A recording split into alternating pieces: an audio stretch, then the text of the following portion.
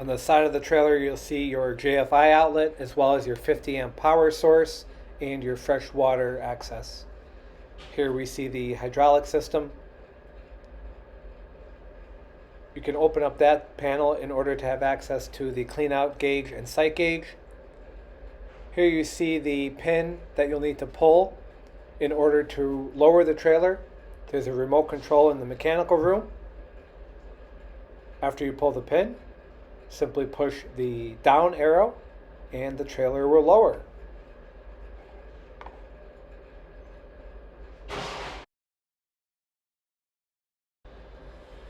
On both sides of the handicapped accessible ramp, you'll have to remove the locks. The keys for all of the trailers are in the mechanical room. There's also this bracket that you'll have to put once the ramp is down. This bracket is in the mechanical room in a box, and you'll have to install it on both sides of the handicapped ramp.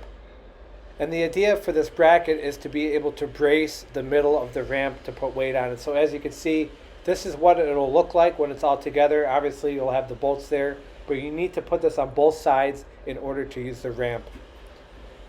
The keys are all in the mechanical room in the instruction manual, and all of the keys will open any of the doors. Here is the handicapped accessible restroom. There's the macerator pump for the mechanical room. The top of the toilet is also in a box inside the mechanical room. In every room, you're going to see a GFI outlet. You're going to have a 1,000 watt heater that can be turned on there. You're also going to have an exhaust fan and LED lighting.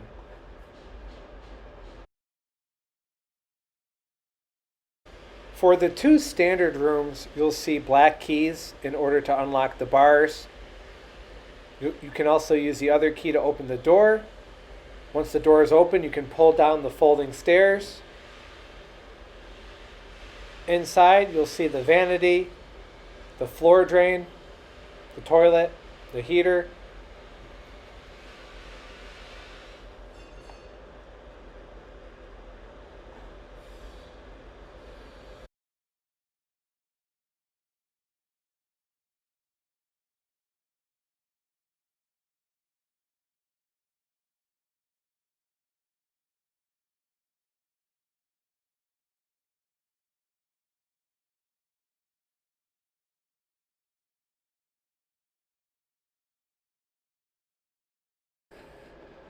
Almost everything will be ran off a 12-volt system that you can see here.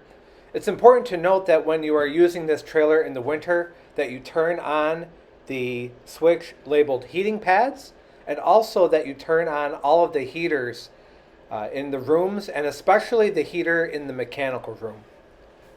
But once again, you'll see the different outlets for the lights and the thermostat and the fans as well. When this switch is on, you're able to use the lighting in the trailer without it being plugged in, but please note that it will drain the battery on the trailer. In general, you'll want to have this switch off and the trailer plugged in, but you can also have the switch on, and when the trailer is plugged in, it will charge up the battery as well.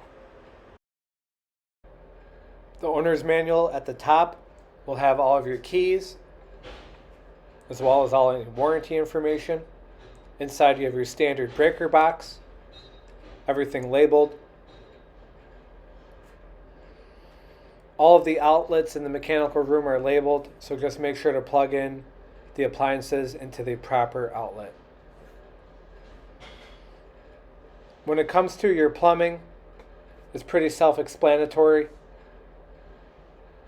You can either have the water come through the fresh water tank by turning that one on the right, or if you want to have water coming from the outside, you can see that coming up. You'd want to have that turned on, and that also fills your water tank. And if you have that off,